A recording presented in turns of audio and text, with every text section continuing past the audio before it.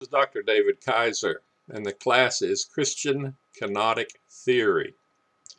Before I start, I'd like to say that I collect two things: college and university degrees and hats, you may have noticed. The Appeal to Heaven flag that you see on this hat was worn during the Revolutionary War against the British. The Sons of Freedom, which were a group that was secretly led by John Adams' cousin, used to meet under a tree, and that was their symbol of their resistance to the British Empire.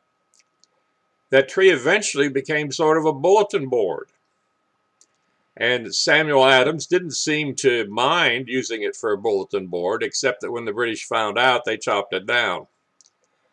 The slogan was an appeal to heaven. In other words, we believe God's on our side, and the tree represents that tree that they used to meet under.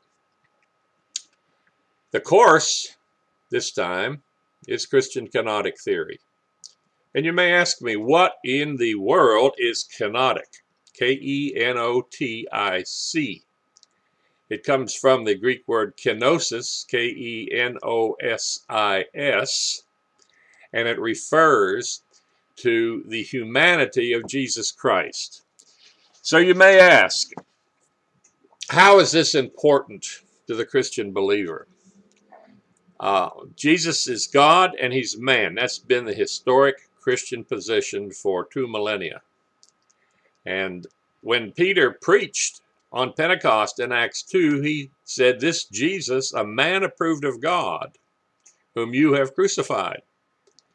So the humanity of Jesus was really never in doubt as a historical person, as a great and wise teacher. But the divinity of Jesus for a couple hundred years was something that the church had to fight for. The fact that he is and was God. And so they argued about how this would work.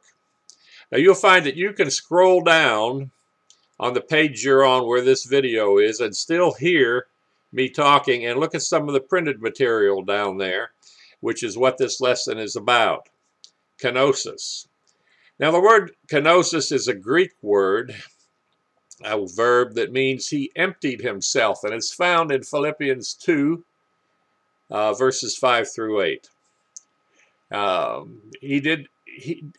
God did not regard equality with God as a thing to be grasped, but emptied himself, taking the form of a bondservant and being made in the likeness of men. Now when we look up that emptied himself, and this is in the New King James Version, we'll find that it says to divest oneself of one's own prerogatives. In other words, Jesus as God decided, along with the Father, that he would divest himself of certain things for 33 years. People says, well, how can he be God and do that? Well, the answer is specifically, because he's God, he can do that. He can divest himself of his powers and of his glory, which is like a divine radiance. Now, we know that he divested himself of his glory, because he says in John 17:5, "Father, glorify me together with yourself, with the glory which I had with you before the world was." So if he's praying in John 17, often referred to as the high priestly prayer, that he wants this glory back, then he must have left it somewhere. So the kenotic school says that God can divest himself, Jesus, the second person of the Trinity, and I have more on the Trinity in the course about theology and the history of theology. He can divest himself of his glory and of his powers. Now, when they came to arrest Jesus, they had to have one of his disciples point him out among the disciples that were gathered around him and the people that followed him. Now, if he really had a glowing halo around his head, as some medieval artwork depicts, then they wouldn't have to do that. So he divested himself of his glory, and he divested himself of his power. What he did by the power of the Holy Spirit, because he said, "The things I do shall you do." Now, how could we do them except to do it the same way he does it, the same way he did it? So here's the thing that kenotic theory is based on. God cannot divest himself of his characteristics, his goodness, holiness and truth, and still be God. But he can divest himself of his power and his glory to come, as it says in another place, the Word became flesh and dwelt among us. And we beheld his glory. The glory is the only begotten Father, full of grace and truth. That's in John 1. Now, John was there during the transfiguration in Matthew 17, so for a short time he turned it on for them to give them some encouragement. But for the most part, Jesus sort of looked like any other Jewish man of his day. And when he did a miracle, he did it by the Holy Spirit, because he was going to give his disciples to do miraculous things by the Holy Spirit. So, why is this important? I started studying this sort of late in life, and I went to Scotland, got a master's in theology and a PhD in theology, in addition to my master's of divinity, my master of science in HR, and my bachelor's in secondary education. The thing is that how do you relate to God when you're a mere human being? And how do you know that he can relate to us? He said, well, he knows everything, so he can relate to us. Wouldn't it be better if he became one of us?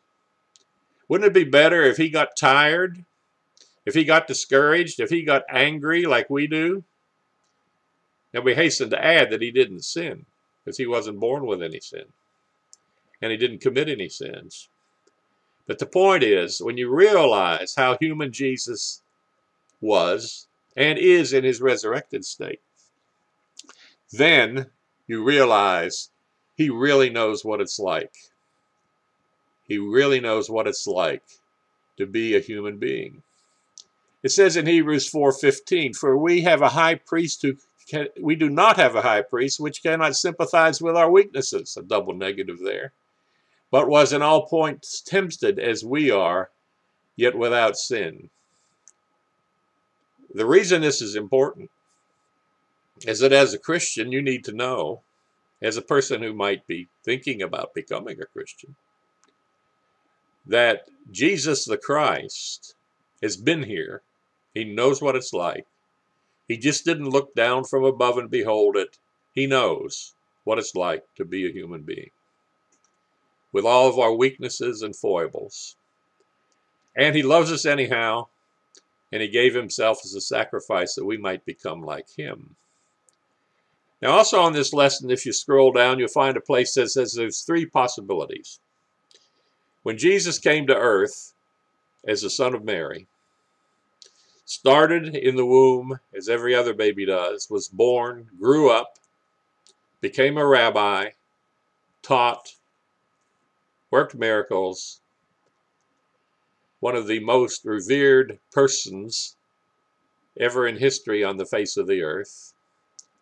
When he did that, he'd been everywhere that we have to be in this life. So I said, there's three possibilities. Okay, so he says, okay, I'm going to go down and be among them. I'll tell you what I'm going to do. I'm God. I'm going to go down. I'm going to put on a disguise. I'm going to act like a human being. So when he saw somebody coming, he'd say, you know, what a human being would say. He'd act like a human. He'd act like he didn't know things. And it was sort of like an act. God in costume. That certainly isn't worthy of the character of God in Jesus Christ. Another possibility is that he was God and man, so there were two personalities in one person. He had a dual personality. Well, that doesn't hold up too well either. What it was is he actually came down and became a human being. And he had limitations that he had to put up with by being a human being, all of which were removed when he was resurrected and went back to be with the Father and gave the Holy Spirit to people. And that is kenosis. That is giving up his prerogatives in order to become one of us. And when you realize that, I was studying this in an intellectual environment at a prestigious university, University of St. Andrews, Scotland. number 8 in CS ratings in philosophy of all the universities in the world, out of the approximately 26,000 colleges and universities in the world. So I was doing it academically, but it also had an effect on me. Lord, I thought that when I was tired and lonely and discouraged, you couldn't understand how I felt. Now I know you can understand how I felt. So kenosis is important. And it's not heresy. We have to hold to both. Jesus is God and Jesus became a man and walked among us. And that should be comforting. So that's what kenotic theory is about. And this is the video to introduce lesson 1. And I thank you for coming to the course.